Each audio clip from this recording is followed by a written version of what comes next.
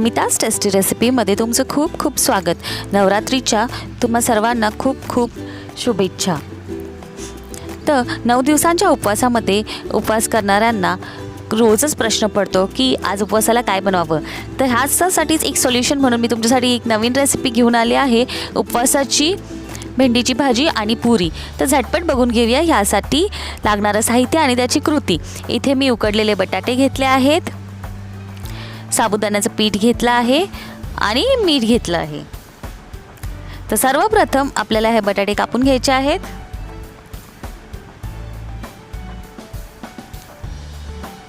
बटाटे कापल्यानंतर त्यांना आपल्याला हाताने स्मॅश करून घ्यायचं आहे, कुस्करून घ्यायचं आहे त्यांना, आणि थोडं चवीपुरतं मीठ घालायचं आहे आणि त्यांना मिक्स करून घ्यायचं आहे बटाट्यांसोबत। आता हळूहळू आपल्याला हे साबुदाण्याचं पीठ घालत पीठ मळून घ्यायचं आहे।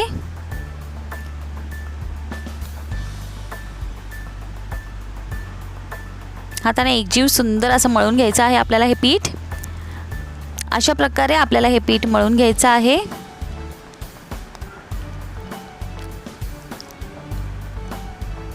आता ह्या पिठाला आपण 10 मिनिटांसाठी ठेवून देऊया।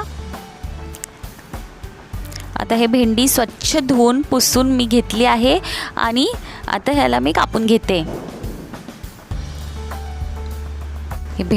भेंडीची भाजी अशा प्रकारे कापायची आहे आपल्याला। भेंडीची भाजी कापून झाली आहे। आता इथे मी पॅन गरम करायला ठेवला होता, त्यामध्ये मी तेल घातलं आहे, साधारण 1 टीस्पून। आता ह्यामध्ये जिरे घालायचे आहे। जिरे तडतडल्यावर आपल्याला आता ह्यामध्ये घालायची आहे हिरवी मिरची। हिरवी मिरची तुम्ही तुमच्या आवडीप्रमाणे कमी जास्त घालू शकता। आता आपण ह्यामध्ये घालून घेऊया ही चिरलेली भेंडी आणि ह्या भेंडीला आपल्याला आता परतून घ्यायचं आहे।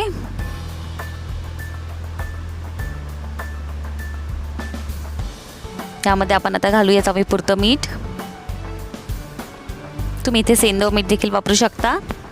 आता ह्या भेंडीला झाकून साधारण 3 ते 4 मिनिटांसाठी आपण शिजवून घ्यायचं आहे भेंडीला।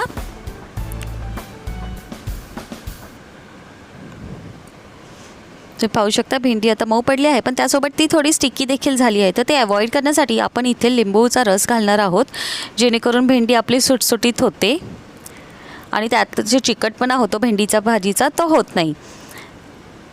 तर अशा प्रकारे आता आपली भेंडी देखील रेडी आहे। भेंडीची भाजी उपवासाची रेडी झाली आहे।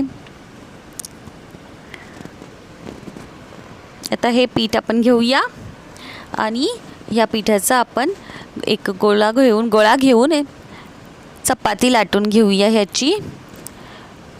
तर पातळ लाटायची नाही आहे आणि जास्त जाड देखील नाही ठेवायची आहे, मीडियम अशी त्याचं थिकनेस हवं। जर आपण चपाती जास्त पातळ लाटली तर त्या पुऱ्या कडक होतील, आपल्या नरम होणार नाहीत। त्यासाठी आपल्याला ही अशा प्रकारे आपली आता चपाती लाटून झाली आहे। आता वाटीच्या साहाय्याने मी गोल गोल आकाराच्या पुऱ्या कापून घेत आहे। तर ह्या पुऱ्या कापून झाल्या आहेत। तिथपर्यंत मी तेल गरम करायला ठेवलं आहे। एका कढईमध्ये हे तेल जे मी तापत ठेवलं होतं तेल गरम झालं आहे। तेल गरम झाल्यावरच आपल्याला पुऱ्या त्यामध्ये घालायच्या आहेत तळायला। मीडियम ते हाय फ्लेमवर आपल्याला ह्या पुऱ्या तळून घ्यायच्या आहेत। पुऱ्या बघा तुम्ही किती छान अशा फुगल्या आहेत। पुरीला दोन्ही बाजूने छान तळून घ्यायचं आहे आपल्याला आणि ह्यांना स्लो गॅसवर तुम्ही फ्राय नका करू। 2 पुऱ्या त्या झाल्या आहेत, त्या मी काढून घेतल्या आहेत।